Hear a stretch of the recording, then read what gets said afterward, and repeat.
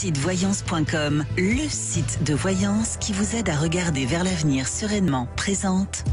Sud Radio, c'est votre avenir, le sujet du jour. Alors Alexandre, comme tous les jeudis, vous allez décrypter pour nous une nouvelle carte du tarot de Marseille. Aujourd'hui, c'est la carte du pendu. Je vous invite chez vous à nous rejoindre sur le Facebook Live puisque je vous la montre, cette carte. Oui, elle fait un peu peur. Elle fait un petit peu peur, oui. Mais dans sa signification, elle n'est pas si négative que ça. Alors, vous savez que le pendu dans le tarot de Marseille, c'est la 12e carte des 22 lames majeures. C'est une carte neutre, autant féminine que masculine. Elle représente l'élément air et le signe astrologique associé à cette carte, c'est le bélier. Cette carte du pendu de tarot de Marseille représente Odin, qui est le dieu principal de la mythologie nordique. Ça a été inspiré de ça. Il est entre autres le dieu des morts, de la connaissance, de la poésie, de la magie, des prophéties ou encore de la guerre et de la chasse dans cette mythologie nordique.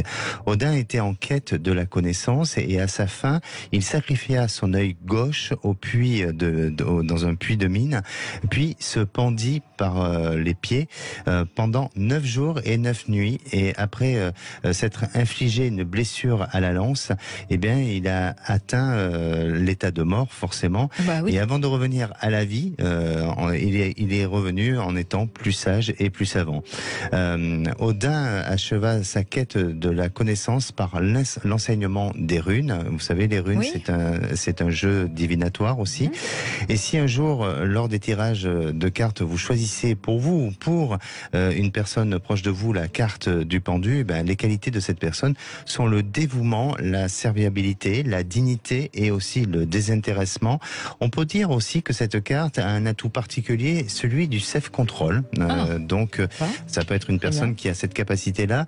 Pour ses points faibles, on va retrouver une personne qui peut avoir un peu trop de paresse, avec de la soumission ou parfois même de la dépendance ou des addictions. Et puis, en amour, le pendu préfère des relations indéfectibles avec un attachement solide. Les lieux où il peut se sentir en résonance sont les lieux de repos tels que les hôpitaux. Je comprends bien, après avoir vu cette carte, on a plus de refuge, ou bien faire des retraites dans des lieux mystiques. Et puis pour son côté dépendance, il aime bien aussi d'aller dans les bars tabac. Ah bon? Oui. Ah bon, oui. Je vous ai senti. Oui, pourquoi pas. Pourquoi pas? Oui, parce que le bar tabac, c'est souvent un endroit où on fume sa cigarette. Enfin, avant.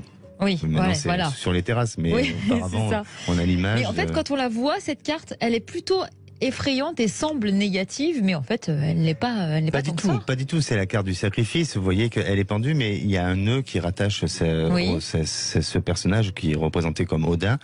Il suffit de défaire le nœud, puis après, ça y est, tout se libère et tout va mieux.